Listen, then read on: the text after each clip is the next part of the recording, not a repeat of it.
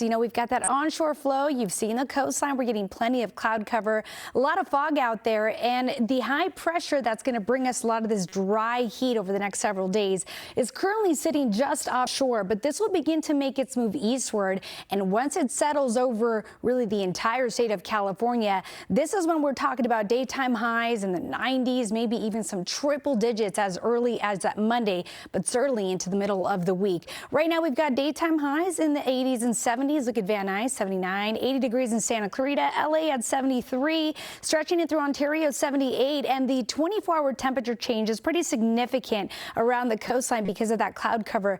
About 12 degrees cooler at LAX, Anaheim 15 degrees cooler, but here's what I'm monitoring up ahead, that heat wave, how long it will last, and of course, how hot are we going to get stretching into the span of the next several days. Full forecast. Few minutes. We'll check back soon, VNA. Thank you. Meanwhile, the sun is about to start setting, but the beaches are still busy and clearly foggy as well. They are. That's where we find our Amber Frias. Amber, it's got to feel cooler out there now. Hey, Kathy, Jonathan. Yeah, it's definitely cooler, especially in the last hour. It's starting to feel a little cold. That's why I had to put on my jacket. And the marine layer is coming in. If you look behind me, it looks pretty foggy. You can't really see clearly all the way to the end of the pier. So, yeah, cooler out here, but it really was cooler than other communities through most o'clock. It was already hitting those mid-60s. But you know what? That's what brought people out here today. They told us they wanted to come out here because this was the best way to escape the heat. And people came out in crowds. The beach was full of families all day long, kids playing in the sand, in the water, a lot of surfers out as well. The parking lots were jam-packed. It was really hard to find parking out here. It was just really busy. And people we spoke with told us that they were surprised to see these warmer temperatures so early in the year, but not really upset. They say they welcome these warmer temperatures because, hey, it gave them an excuse to come out here to the beach. It was such a beautiful day out today. The sun was shining, and we knew this was a good place to come so we can get out, have lunch, and walk the beach. I think this is perfect weather for the beach. Today's a summer day, really. Perfect weather and really a taste of summer for a lot of people. That's what they were telling us. And like we've been reporting, this warm weather continues through the week. I'm expecting the beach to continue to see a lot of visitors for the next few days. So we're now reporting live from Manhattan Beach. Amber Frias, NBC4 News. You know it. Thank you, Amber. And we're going to continue to track the heat on air and online. Download our NBC LA app so you can get weather updates sent right to your phone. Love you, brother. Be careful. It's not cards. You don't roll cards. It's dice. Right. You want to get physical? Like an 8?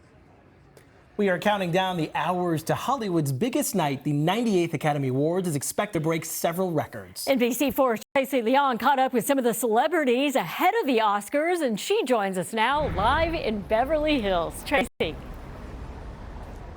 Yeah, hello, Kathy and Jonathan. Celebrities were here at the Mayborn Hotel for an exclusive party to mingle and grab those luxury gift bags. This is the GBK Grand Bar's 20th anniversary, giving out these swag bags. A-listers, including Oscar nominees and presenters, walked away with goodie bags worth more than $70,000 in gifts, including a $20,000 trip to Turks and Caicos. In addition to the luxury brands, there were also nonprofits, including the Innocence Project, here to share their mission with the celebrities. Many are also looking forward to the big show on Sunday, which could shatter multiple records. Sinners or One Battle After Another could break the record for the most Oscars won in a single night. The current record is 11 wins. Sinners has 16 nominations and One Battle After Another has 13 nominations. I caught it with actress and comedian Tiffany Haddish about her Oscar predictions. I'm looking forward to seeing Sinners sweep. I voted for it across the board. And I voted for like a bunch of my friends. So that's what I'm looking forward to. I also spoke with actor Delroy Lindo, who earned his first Oscar nomination for Best Supporting Actor in Sinners. Lindo could become the first male actor to ever win an acting Oscar without being nominated for any of the 4 major preceding awards ceremonies, including the award seasons. It's like no other feeling I've had. I'm so proud of this work. I think it is a superlative piece of work. There's genius in this work. Ryan Coogler is a genius as far as I'm concerned. It's anointed, and as such, I'm very, very, very, very happy to be a part of it. Another possible record Sinners director, Ryan Coogler, could become the first Black director to take home the Best Director category. Reporting live in Beverly Hills, Tracy Lingong, NBC4 News. Tracy, thank you. It's going to be a great show, and security is going to be very tight tomorrow as well. The LAPD is boosting patrols amid the conflict in Iran. There will be a 1-mile perimeter around the Dolby Theater on Hollywood Boulevard. Due to the heightened issues across the globe, but we're very confident here. We use kind of rings of security, if you will. I won't go into detail about what we do, but we have every precaution taken. Now, the LAPD says there are no credible threats, but officers, surveillance cameras, drones, even bomb-sniffing dogs, they'll all be out there on patrol, along with 1,000 private security guards. Thousands of LAUSD workers will find out this weekend if they have a job or not. Tomorrow is the official deadline for pink slips to go out. This is a budget deficit around $877 million. Layoffs will mainly impact support staff, including gardeners, IT workers, and bus services. Teachers and counselors are not included in the layoffs. We are counting down to Decision 2026, and it is quite the crowded field in the race to become California's next. There are 8 Democrats and 2 Republicans. The candidates into high gear, with 2 of them stopping in Southern California today. First billionaire Democrat Tom Steyer brought his town hall tour to Culver City. He's spending big to push his message of improving affordability in California. And that starts with housing, but it goes to electricity costs, it goes to food costs, it goes to gasoline costs. Steyer has outspent his competition by leaps and bounds with a flood of television and digital ads. Then there's Democrat Matt Mahan. He held a town hall of his own in downtown L.A. He is currently the mayor of San Jose, second largest city in the state behind L.A.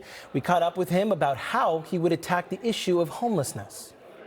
We have led the state in reducing homelessness because we built safe, dignified shelter at scale, and when it was available, required people came indoors. We've reduced the number of people living outside by about 1/3 over the last 4 years. A new poll this week from Emerson College and Inside California Politics shows Mahan running further back in the race right now. When it comes to the June primary election, the poll found that Democrat Eric Swalwell is in the lead, followed by Republicans Steve Hilton and Chad Bianco. 25% though said they were still undecided. Meanwhile, the top 2 vote getters in the primary in June will appear on the November general election, regardless of party. Still ahead at 6, this bear decided to skip the trash can altogether and go straight for the fridge.